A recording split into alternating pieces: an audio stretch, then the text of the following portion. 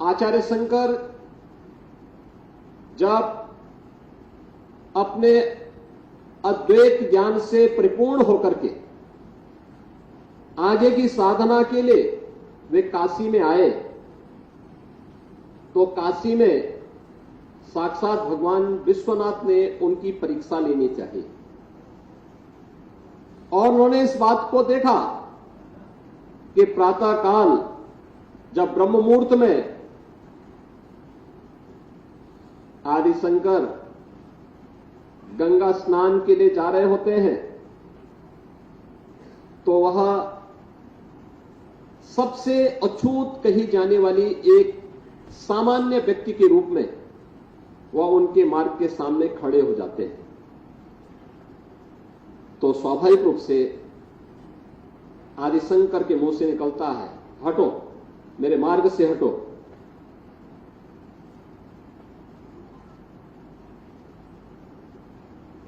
तो सामने से जो चंडाल होता है वह एक प्रश्न पूछता है कि आप तो अपने आप को अद्वैत ज्ञान के मर्मज्ञ मानते हैं, आप किसको हटाना चाहते हैं? आपका ज्ञान क्या इस भौतिक काया को देख रही है, इस भौतिक काया के अंदर बसे हुए ब्रह्म को देख रही है?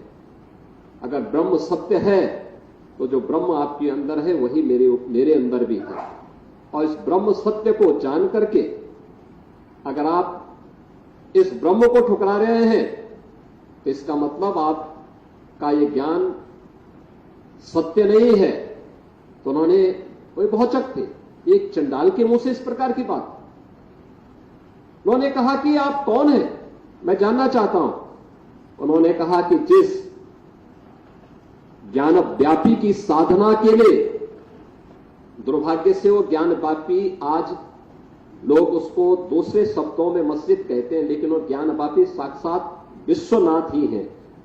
जिस ज्ञान व्यापी की उपासना के लिए आप केरल से चल करके यहां आए हैं, मैं उसका साक्षात स्वरूप विश्वनाथ हूं। तो वह उनके सामने नतमस्तक होते हैं और उन्हें इस बात का पश्चाताप होता है कि नहीं, ये जो भौतिक अस्पृश्यता है यह न केवल साधना के मार्ग का सबसे बड़ी बाधा है, बल्कि राष्ट्रीय एकता और अखंडता की भी सबसे बड़ी बाधा है। और इस बड़ी बाधा को अगर हमारे समाज ने समझा होता तो देश कभी गुलाम नहीं होता।